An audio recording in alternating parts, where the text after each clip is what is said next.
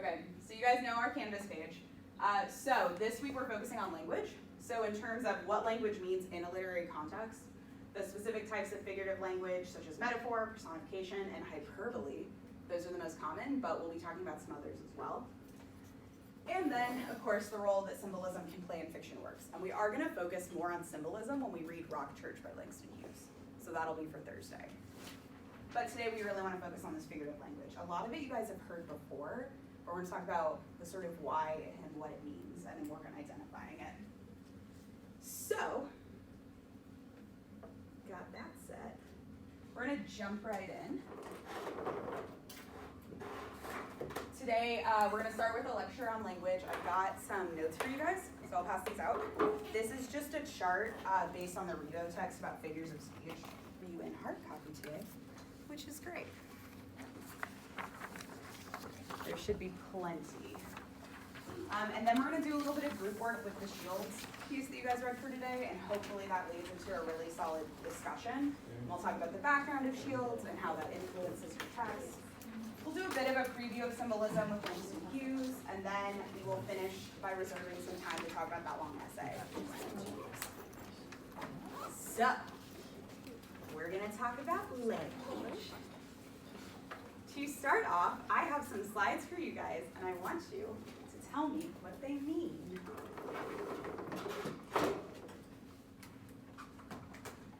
So, I'm going to show you guys some emojis, and I want you to tell me what they mean, okay?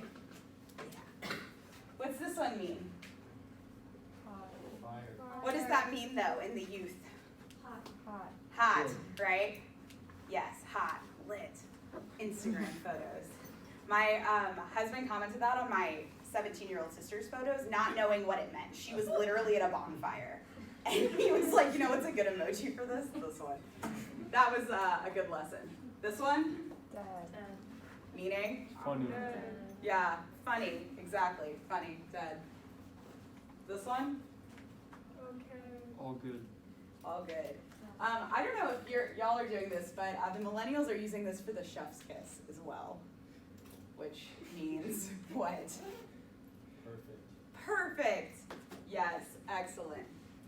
So that all goes to say that language is about how we're telling a story, right? And it's not always done through words. It's not always done through words. It's a presumption. But as we just saw with the emojis, right, we can do it in other ways. But in fiction, we're primarily focused on the actual words and the stylistics.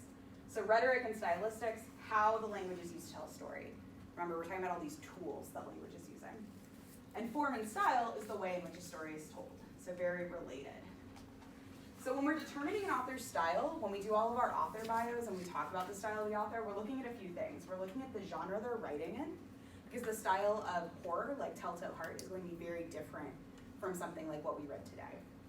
We're also looking at geographical and cultural influences, which is why we always talk about how well traveled the author is, where they're from. We'll be covering authors from all over the world, so this is important for us as well. And lastly, as Rebo emphasizes, the author themselves. Authors typically come up with a very distinct style for themselves. Hemingway, clean, well-lighted place, known for minimalism, right? So they come up with something that they follow, and eventually, if you read enough of an author, you'll be able to see how all those things are working. One tool in which they create their own style is through figurative language. So that's what we'll be spending the majority of today talking about. Now, you guys all did the reading, so I'm gonna ask for your help as we do this. So, on this sheet, right, we've got our first blank, this idea, the definition, something that establishes a relationship between two ideas by replacing one, which is known as the tenor, with something else, which is the vehicle, right? What is this? Ideas? It's very specified language. Ellie? Metaphor? Yes, absolutely. Can anyone think of an example of a metaphor? The mitochondria is the powerhouse of the cell. Yes, excellent, good. From the Barduga piece, her limbs were white birch branches, right? So Karina's limbs are not legitimately birch branches, yes? Yes, they are not. But we're using that to kind of build an image of her. Our next one is very related, which is a simile. What's the difference between a metaphor and a simile? Evan? Using like or as for a simile. Yes. So it's establishing a relationship between that tenor and the vehicle, the two pieces, but using like or as, using some connecting phrases. It won't always be like or as, but it will oftentimes have that. The result of this, why you might choose a metaphor over a simile or vice versa, is that similes tend to be really dependent on the qualities of something, right? So not just comparing them, but thinking about a specific quality. So when Barduga says the white birch branches, what is she kind of trying to invoke? What do her arms look like? What does this tell us about Karina? Evan? White and lifeless. Yes, weight and likeness, right? So what they look like. So it's really emphasizing the quality of her arms rather than just kind of building this overall image. So we see this in Telltale, right? His eye was like the eye of a vulture. Talked a lot about that. And it's emphasizing these qualities we talked about, this sort of death drive, this sort of creepiness, eeriness, animalistic. These were all words you guys came up with. Next, attributing personal or human characteristics to a non-human entity, object, or idea. Personification. Yes, Samantha. Personification. I always call this the Goldilocks example. The three bears who talk and eat and sit in chairs, eat porridge. We see this in the fifth story a lot.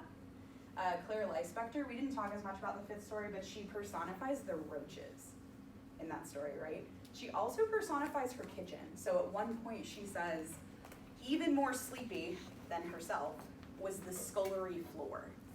The floor is not sleepy. That's not how floors work. But it is using this personification to kind of build the scene, right? These are all about building scenes, building characters, tools for making the author's style come across. Okay, how many of you guys are familiar with these? Raise your hand if you've heard of one or all of these. Yeah, it looks like everyone. These are our common ones that we talk about in high school and grade school. Is this where you heard these? Yes. Okay, now we're gonna get into the tricky ones.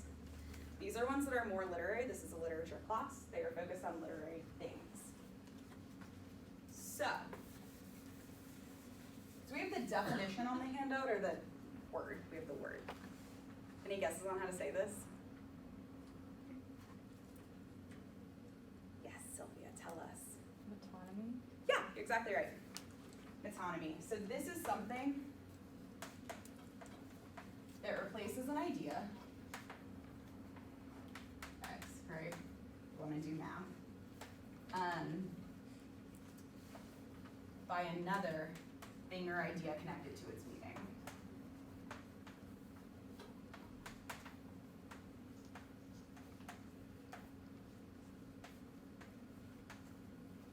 So it is very related to simile and metaphor or connecting by meaning. So for instance, have you guys heard the phrase, the big house? Some of you are like, no, I've never heard that phrase. Those of you that have, what does it mean? Jail. Right? I thought you all would know that.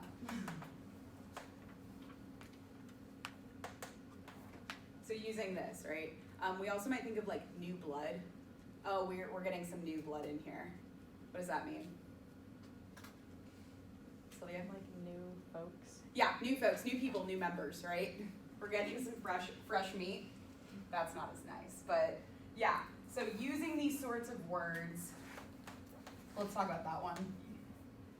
Those Greek words. Excellent. Okay. So what I want us to do now is I want us to do a little bit of group work with words. So I'm gonna ask you guys to get into a few small groups. I want you to go through and find as many instances of figurative language as you can. And then we will discuss, right? And try to figure out what types they are as well. And why Shields is using them is that specific point.